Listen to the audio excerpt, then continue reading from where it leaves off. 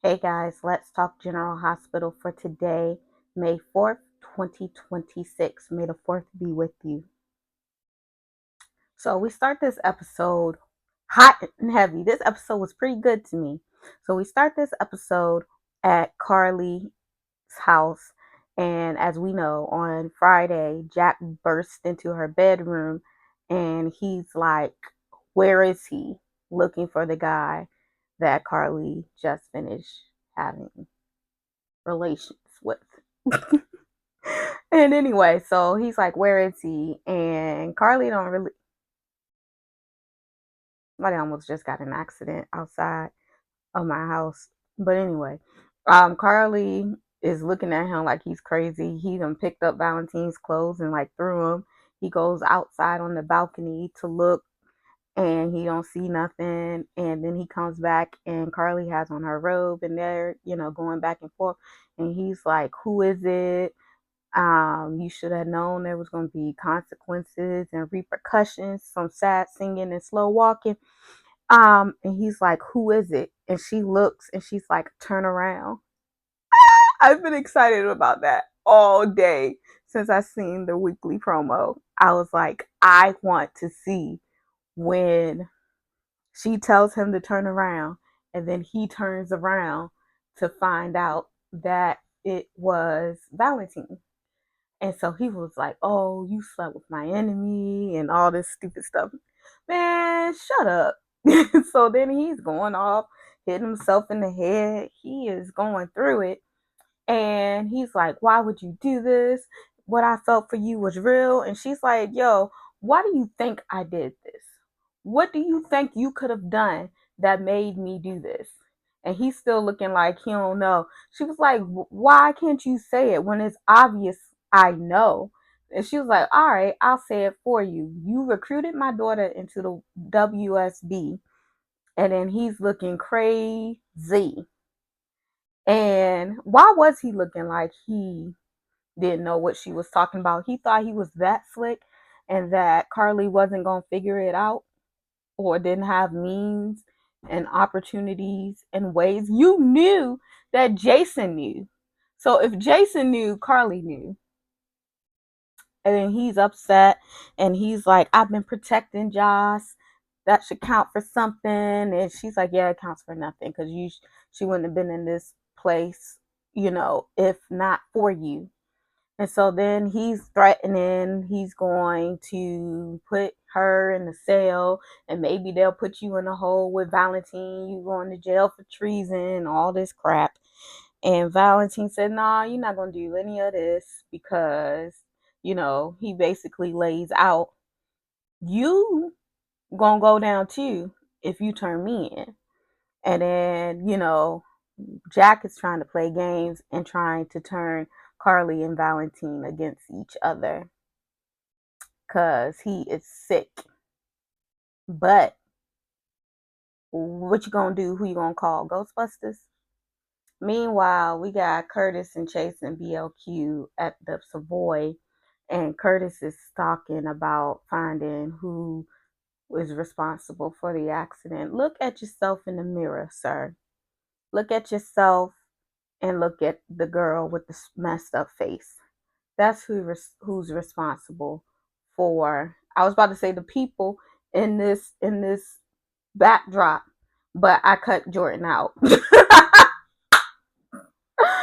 She's on the other side of Sunny. Look at them. That's who is responsible for the accident. And so then we had Trina. She comes to tell him that Michael is there. And so,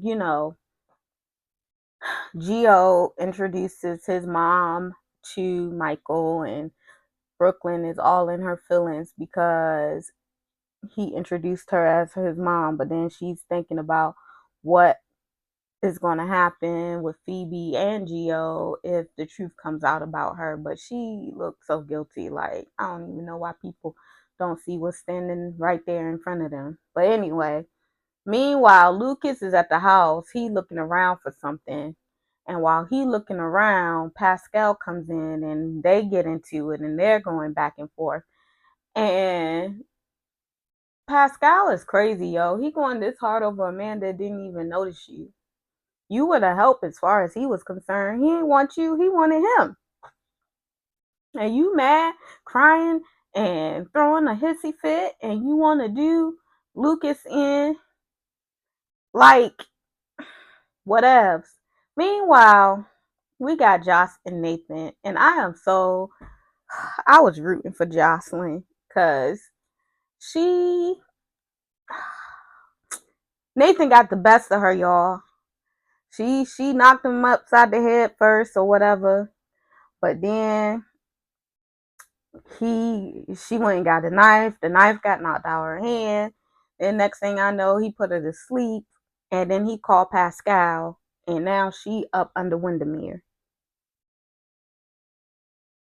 All I can say is Jack, Sidwell, Pascal, now you in trouble if you weren't before. Because y'all had Sonny's hands tied before. But now that one of his kids, and I know that Jasper Jax is Jocelyn's father, that don't mean nothing.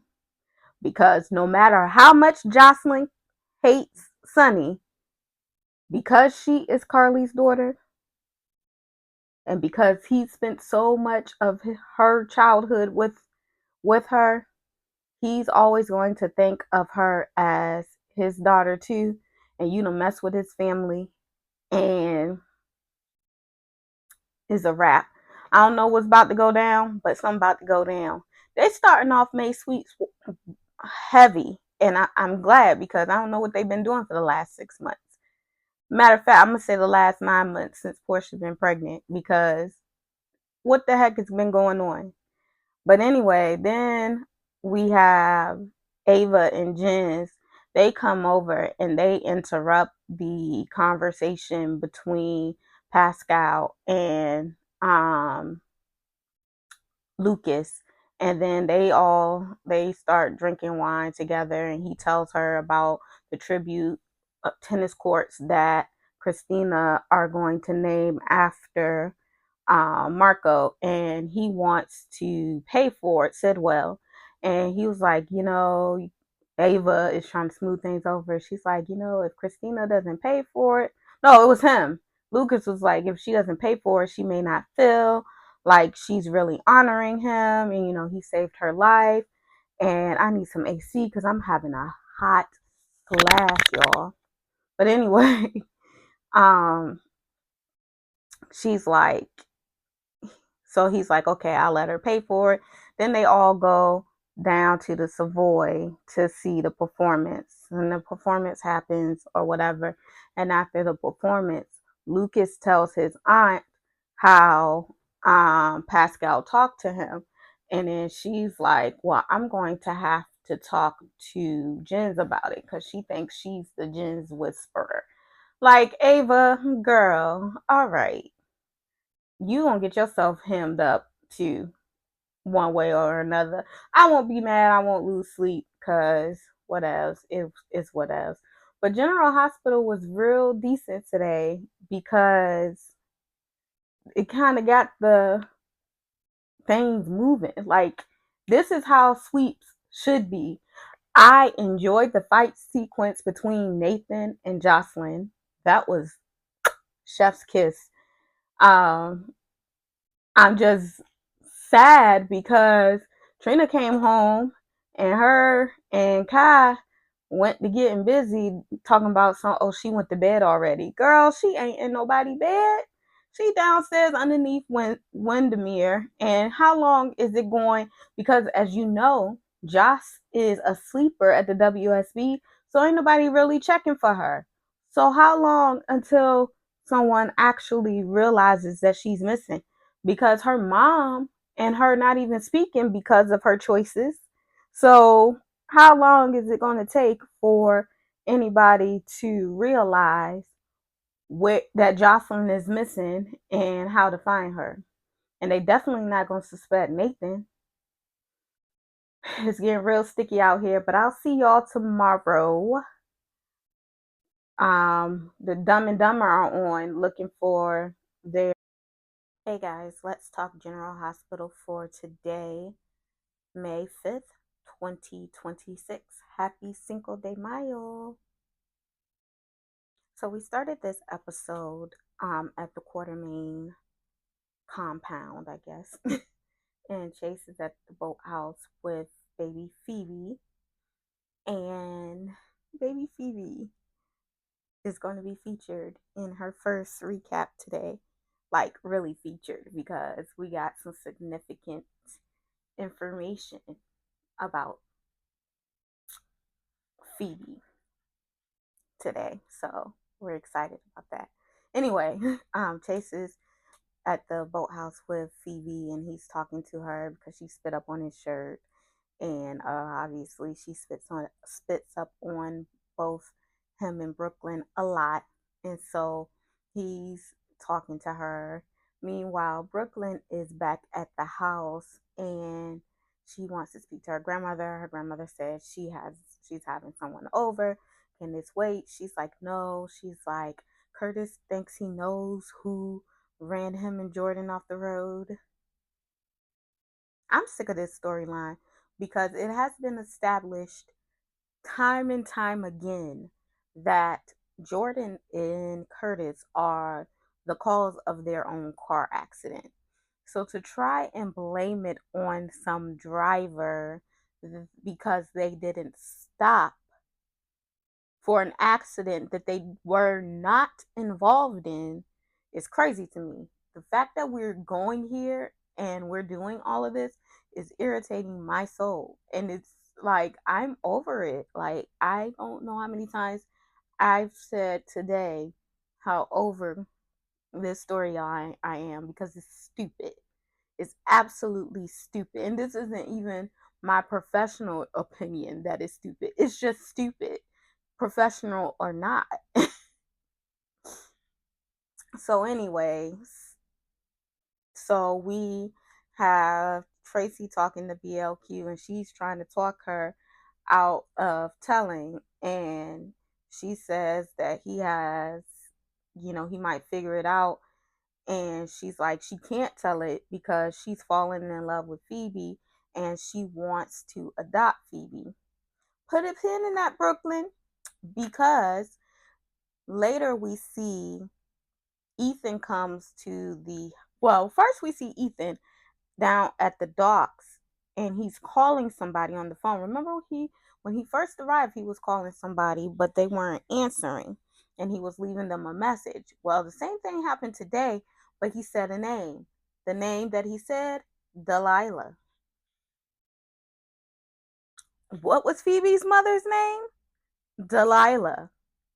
So he's leaving a message for Delilah because she was supposed to meet him and she's not answering and all of this.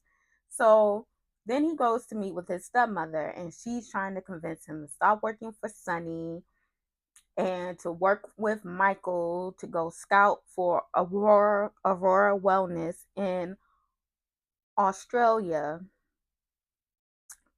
instead of working for Sonny. And then he tells her a story about he was working with somebody. They were supposed to meet him there because this is the closest thing that he felt like home. Delilah was pregnant and he told her to come to Port Charles because this is home to him. Y'all think that Ethan is Delilah's father? This is about to get sticky and good. I'm enjoying this. And finally, because I've been sick and tired of this storyline too. So Brooklyn comes in and Chase comes in and they're talking with Ethan and Granny. And then it comes out that, all we know about Delilah's family is that her mother's name was Delilah Wilson. And then y'all see the look on Ethan's face. I'm pretty sure Ethan knew that Delilah was pregnant. And I'm pretty sure that Delilah's baby is Ethan's baby. Y'all, what y'all think? leave me down in the comments. Let me know, because this was the peak of excitement today because everything else was boring and trash.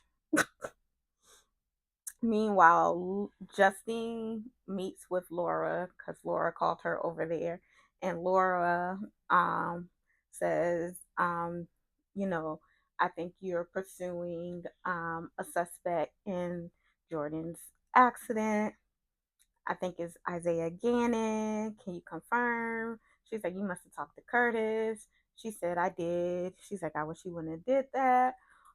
They're talking, and there's very limited information to link Isaiah to this. Um, very limited information to link him to this accident, but she wants to see it through because Jordan is her friend. Laura is kind of like, yeah, I don't want it to be Isaiah. Isaiah saved my daughter. He's good friends with my son. He's actually protecting your grandson right now. And I'm just saying, there are many reasons for Laura not to want him to be the one. But she's like, and Curtis is blinded by his personal feelings towards Isaiah. And she's not wrong. He has personal feelings towards Isaiah. And that is why he's pushing the Isaiah did this narrative. It's not because he actually has evidence that Isaiah did this. But anyway, so Justine is like, are you trying to make me bury this? And she's like, absolutely not. If someone did this and they knowingly left them for dead, of course I want them to have consequences, but I don't want it to be Isaiah. So anyway, they leave, and we see Jordan and Curtis at the hospital. And I don't care about this. Jordan's getting discharged, and she doesn't want Curtis to hear her aftercare instructions. And she goes home, and she's upset because everything was normal. I was living happily, and we were planning the nursery to another woman's baby for the another woman's baby, because like, girl, that ain't your baby. You planning the nursery for Jordan knows she know how to work my nerves. And Curtis is stupid, and everybody is stupid. And he's like, it's not our fault. It's that person that left us there on the side of the road. And he tells her, I think that I know who it is. And I think that you're an idiot. Anyway, so meanwhile, we have Rick and Liz. Rick comes to ask her to go away with him for the weekend, and she agrees. At first, he thought that she wasn't, and he's excited about the weekend. So she goes in and discharges Jordan. Then she goes to see Laura and asks Laura, can she kind of like check in on her son while she, is gone with Rick. I mean, she says he's okay to stay home by himself, and he's done it before, but she just would feel better if Laura looked in on him. Meanwhile, um, when Ethan was on the dock, Sonny comes to the dock, and Sonny asked him, what he saw with Rick, and he says that he was relaying Rick was relaying some kind of message to Ava. So Sonny calls Rick to the dock, and he asks Rick, where did you go after you left? And he was like, oh, I had something to do with the DA, which is not what he did. He actually went to the Metro Court, and he was speaking with Ava. So Sonny is now suspicious of Rick. Then he calls Justine, and they go to the apartment over Charlie's to discuss Rick possibly betraying him. I don't know why he's telling Justine this. This is all annoying to me. But that was General Hospital for today. And let me know what you all thought of today's episode in the comments. And do you all think that Ethan is potentially baby Phoebe's father. See you tomorrow. Hey guys, let's talk General Hospital for today, May 6th, 2026. So I enjoyed this episode because people are stupid and they're just as stupid as I expected them to be.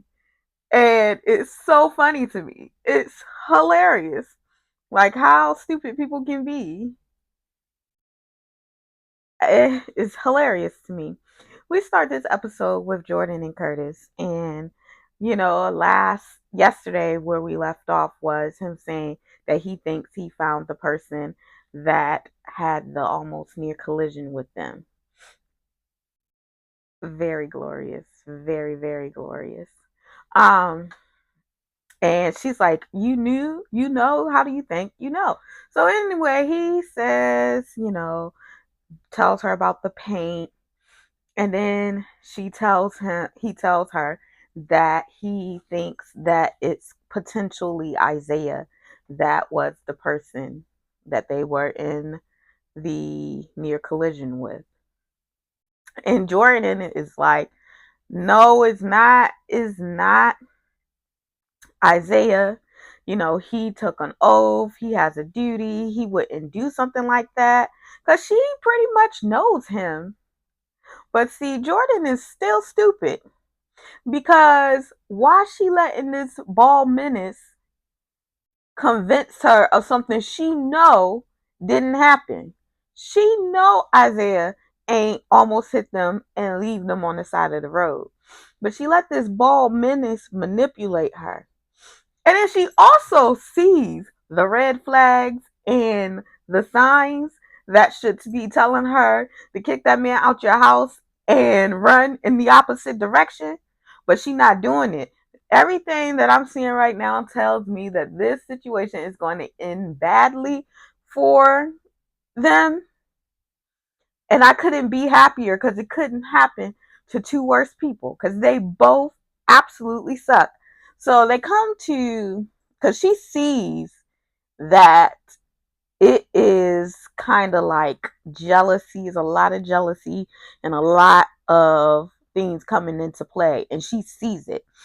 And then also when they were initially talking, he keeps talking about how Portia deserves to know. That's always Curtis's first, that's his thing the whole time that Jordan was cozying up to Curtis.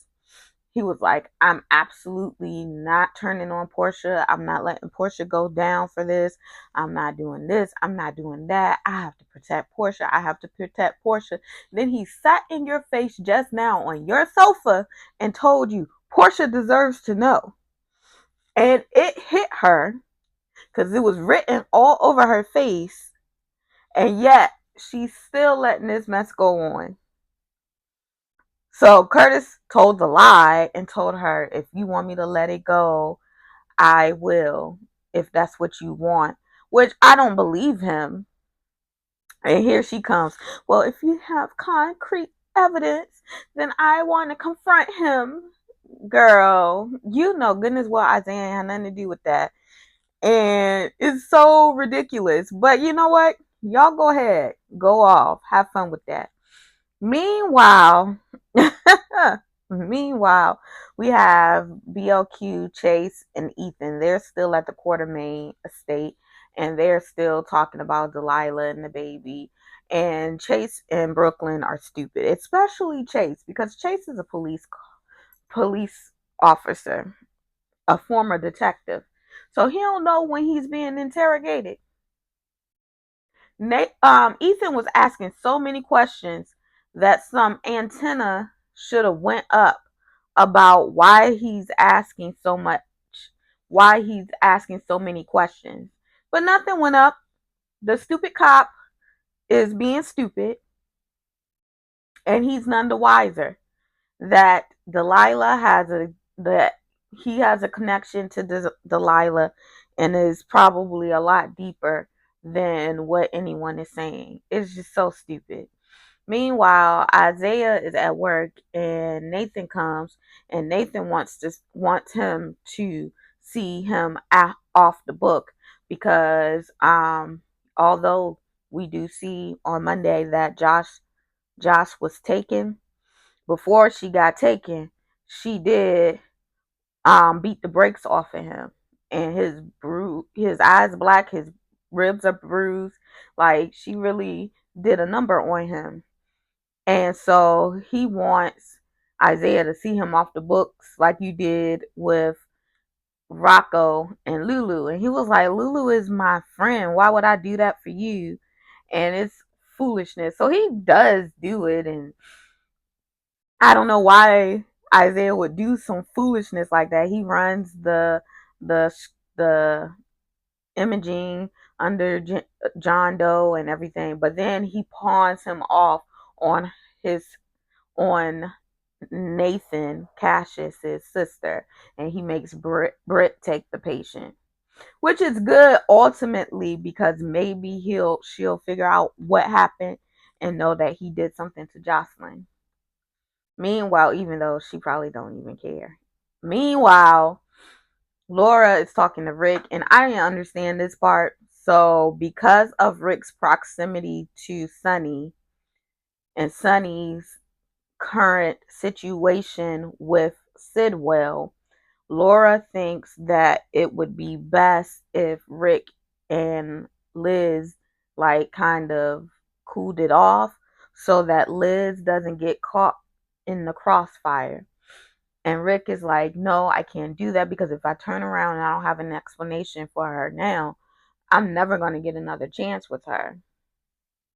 So it basically comes down to is he willing to risk having another chance, not having another chance with her to keep her safe? And I don't know that we came to a conclusion as far as that goes at the end of this episode. Then we have Britt and Liz. I don't know what's going on with Britt, but okay, your life is crap. You don't need to be walking around taking it out on everybody else. So she up there getting smart and snippy with Liz. Then Dante shows up, and when Dante gets there, um, he's like, Liz, can I talk to you for a minute? And then she getting snippy with Dante, and then she goes away. And Liz is talking to Dante, and Dante is trying to get a sample for Cullum to see if it's his DNA on the gun. Well, we all know that the sample is not going to come back for Cullum's DNA on the gun because um, Rocco shot the gun, and then even after Rocco shot the gun, Jason shot the gun so that he could have the same injury. So, based on everything that Liz knows, and based on the preview for this week, I'm guessing the DNA comes back, it's not a match. And because it's not a match, she then tells him she knows who else possibly got their hand on the gun. So, yeah. Yeah. Meanwhile, Sonny and Justine are still at the apartment, and he is, basically letting her know about her relationship with Rick, and saying that, his brother is a rat, and what to do. And she's like, well, maybe instead of just writing him off as a traitor, maybe you find out first, like, why did he lie? Because people lie for many reasons. I just lied to my assistant about where I was going. A lot of that goes on around in Port Charles. So there's many reasons why people lie. It doesn't mean that he was being disloyal. Maybe you need to figure out why he lied and then go from there, which is pretty logical, a pretty logical explanation. And then what was going on? Because is Ethan not going to say nothing about his connection to Delilah and possibly that being his baby? But let me know what y'all thought about GH today, and I will be back tomorrow. And of course, I will be back for both Beyond the Gates and General Hospital because Beyond the Gates returns tomorrow. But thanks for sticking it out with me, and I'll see y'all tomorrow. Bye. Hey guys, let's talk General Hospital for today, May 7th, 2026. So we started this episode with Alexis and Sunny. Sunny's coming to Alexis's office to speak with her about his brother. And he is basically trying to gather information before, like, automatically deciding that Rick is trying to betray him or do him in. So he's doing all of the research that he can do before he acts on the fact that Rick lied to him. And watching today's episode, I don't necessarily think that Rick is doing something against Sunny. I don't know exactly what it is Rick has going on with Ava, but I don't think that it will be to Sunny's detriment. I just don't quite know what it is. But Alexis says that in her gut, she doesn't feel like Rick is doing anything, and that she feels like he was sincere in wanting to rebuild his relationship with his brother. Sunny says with his gut, he feels like, you know, that Rick was being sincere too. He just doesn't understand why Rick lied to him. And that's where Sunny is getting hung up at, because at the end of the day, Rick lied to him. And then we have Rick, Molly, and Cody. They're at the gardens at the Metro Court, and Molly is meeting with him to tell him that, her book is getting published and that she is going on the book tour. Rick immediately assumes that she's trying to, because I mean, I get why he went there, because the way she was holding Cody's hand, it was like they were making an announcement by about their relationship. But then again, you should know your daughter. Molly doesn't believe in marriage, and even when she was with TJ, technically, don't argue with me because I can get on the soapbox about this, but technically they weren't married, they were domestic partners. So why you would think they would be engaged is beyond me, because your daughter ain't trying to get married. That ain't her thing. She ain't got to, Cody don't got to ever worry about her pressuring him for marriage, because that's not what Molly wants. Molly doesn't believe in marriage. And, but, um, while they're speaking, Ava comes in and interrupts, and Rick goes off. Rick goes off to speak with Ava, and Molly is kind of questioning Cody, like, why? What could my dad be talking to Ava about? Okay, so then, you know, after he speaks with Ava, Molly is gone to the bathroom, and he's talking to Cody, and Cody is like, yeah, I haven't told her about, Christina, Alexis, and Ava holding you hostage. And, you know, they've come to an understanding that Molly's happiness and well-being is basically what's important to the both of them. And, you know, Cody is kind of holding him to the fire to make sure he does that as his dad, because Rick does need to be held to the fire. And then as her dad, Rick is telling the same thing to Cody, as Cody is the man that Molly is currently seeing. Down at the gallery, we have Trina, Emma, and Gio. Trina called Gio down. Ultimately, she wants to talk about, she's doing the showcase with the people in the music business that Brooklyn knows, and she wants him to accompany her because she feels more comfortable with him playing and her singing than she does with her alone. And they started talking about the violin and how after what happened at the nurses ball last year, he has a different relationship with music, and that his relationship with the violin has changed. And they agree that they'll do it together while it's fun, and if it's no longer fun, then they won't do it. And while they're talking, Ava comes back, and Trina is there with Kai and Gio, and Kai's coming to pick her up because they have to coach Little League today.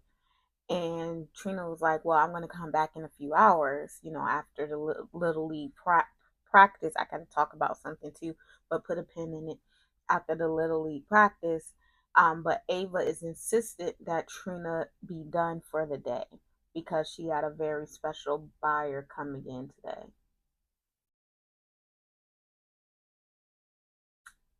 This is the thing that I said.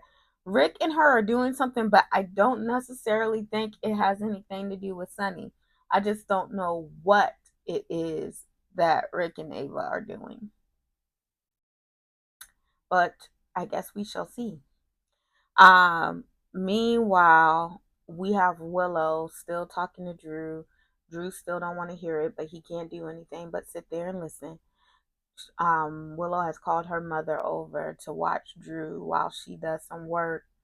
And Nina's like, "Yo, I am not a caregiver. Why you keep calling me, asking me to come watch this man? I'm tired of looking at him."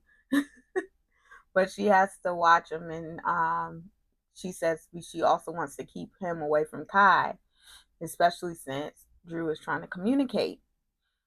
So then,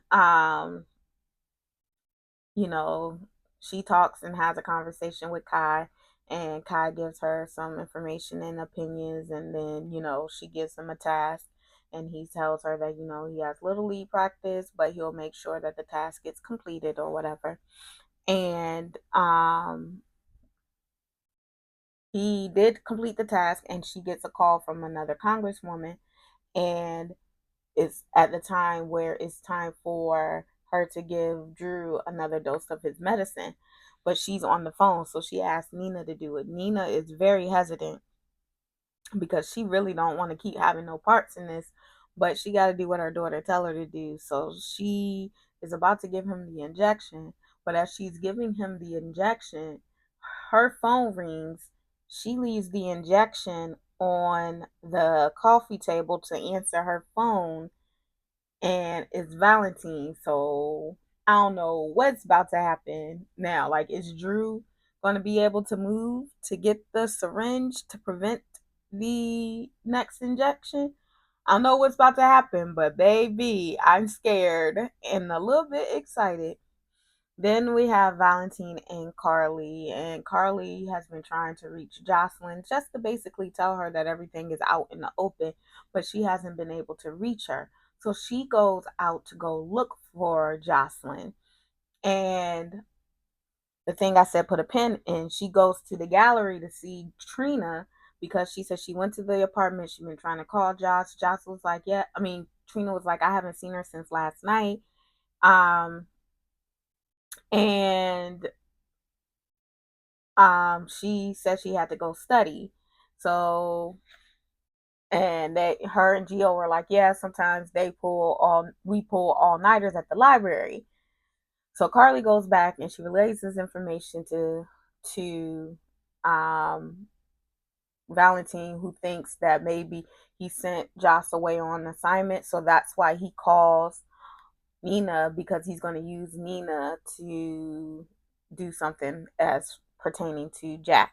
Meanwhile, Jack now went to see Cullum, and Cullum is getting released. And because Jack didn't secure the evidence in Cullum's shooting, he has now taken over Jack's role in the as the station chief, and he wants a list of all the agents working for Brennan. Meanwhile, Britt and Nathan converse, and she doesn't know that he did anything to Jocelyn. And then Jocelyn and Nathan talk, and she thinks he's going to kill her. Hey guys, let's talk General Hospital for May 8th, 2026. So in this episode, we start with Sonny in his office and Ethan comes in. Ethan has been telling Rick all day, and he says that um, Rick went to meet with Ava again, and then he left, and then he went and met with her again at the gallery.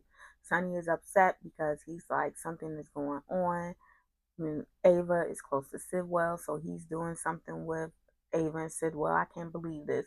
Sonny, you don't have very much evidence to go on, sir. I think you should gather more before jumping to conclusions. I got the idea when Ava told Trina to take the rest of the evening off yesterday that whatever she and Rick had going on was not Sunny related. I thought at first that it could be Sunny related when they first met and we didn't hear the exchange about something he said that he's sure that Ava will want to hear. I didn't I thought that maybe he was trying to betray him, but the more and more it went on this week, I just didn't feel like that. And Sunny is getting it wrong, and I know like you're on high alert right now because everything that's going on with Sidwell, but gosh, you got to calm down because I'm questioning if your meds being tampered with again. Because like, what is going on, Sonny? What is going on? But anyway, so then Ava and Rick are at the gallery, and they're doing some kind of business exchange where I think he's trying to make right for whatever happened, with the breakdown of their relationship monetarily.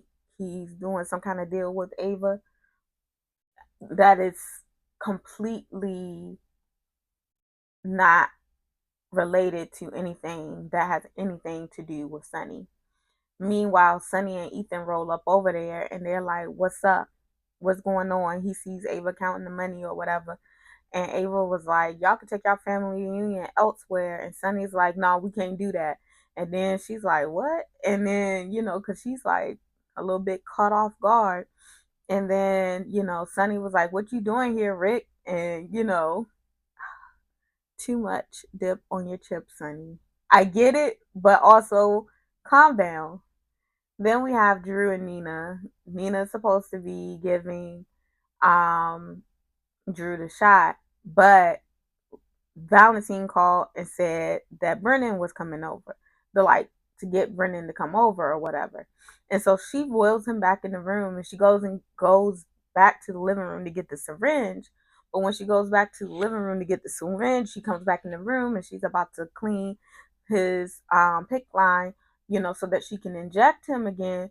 But when she is about to inject him, because she is like stalling. She doesn't really want to do it, so she's stalling. Like she's never just going ahead and just doing it. She's stalling.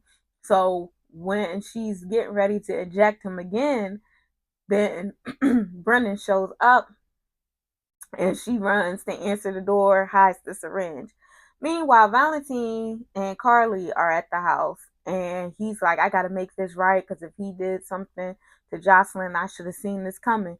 And she's kind of like resistant because she doesn't want to involve Nina because she doesn't trust Nina, rightfully so. Like Portia. Carly don't see it for Nina, and I get it. Portia don't see it for Nina either, but we're not talking about her right now.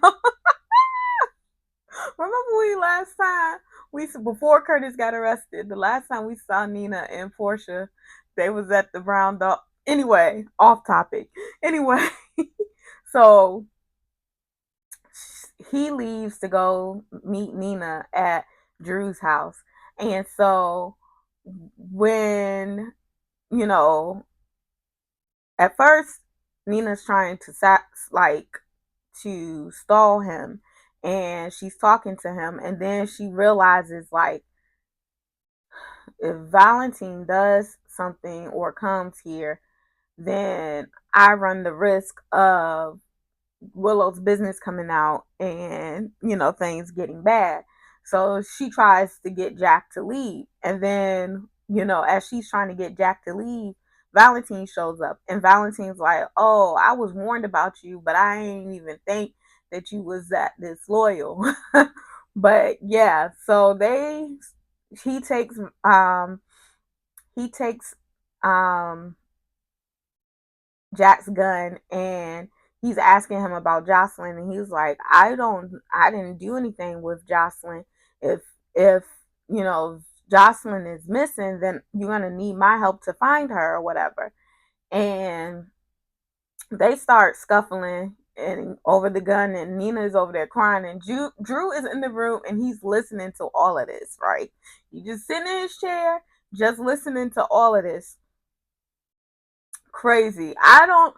And if y'all saw the preview for Monday, I knew I was saying yesterday when she put that syringe down on the desk, I said Drew about to come out because he gon' is about to y'all doing May sweeps right for once, because sometimes I be forgetting it's May sweeps, but this year, yeah, I'm I'm kind of locked in because it's interesting to me.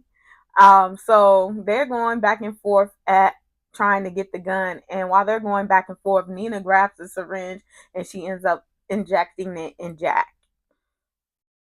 Ciao. Anyway, so then we have Lucas and Felicia. They're having dinner, and because Felicia was one of Bobby's best friends, she's always going to look out for Carly and Lucas, Bobby's children. So she's talking to him, about his grief for Marco or whatever. And then Carly texts him and he invites her over to Madame Cherie for drinks or whatever. So she comes over, Carly comes over, and she tells them that her and Jack are through, and I know you tried to warn me, Felicia, and so did you, Lucas. Felicia leaves, and then Carly is basically asking Lucas, like, did you tell Jack I was cheating on him? And he was like, I don't talk to Jack. And then she was like, well, then how did Jocelyn know then? Which he actually did tell Jocelyn, but he doesn't tell her that he told Jocelyn. But he did. He told Jocelyn that Carly was cheating on Brennan. Craziness, right? But anyway, so, you know, Lucas is like, is this worth fighting with your daughter? And she's like, of course not. My main priority is to find Jocelyn so we can have a conversation about it. But Jocelyn is currently being held hostage under Windermere. So there's that. Meanwhile, Dante and Liz are at the PCPD and he got the results back. Jason's blood is on the gun. Cullen's blood is on the gun, and there's a third gun. And um, they come. Liz, based on their conversation, Liz says, "I think Rocco shot Cullum because I treated him and he had an injury that would have been consistent with shooting a gun," which I thought when she originally treated him that, her being a nurse, she would know what kind of wound it was. I thought the same thing when Isaiah went to the house to treat the wound, that he would know what type of wound it was. So, I'm not surprised that Liz knew and that she gave Dante this information. Meanwhile, Lulu and Nathan are at her house, and Nathan is again insisting that she sends Rocco away.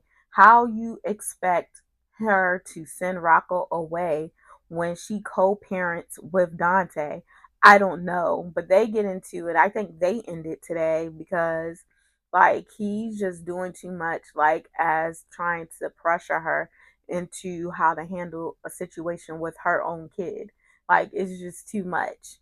But again, Monday looks good on General Hospital. I'm excited. And I'm waiting for the spoilers to come out today. But yeah, that was General Hospital for today, and I will be back on Monday so we can get into it for next week. Y'all have a great and safe weekend, and I'll see y'all next Monday.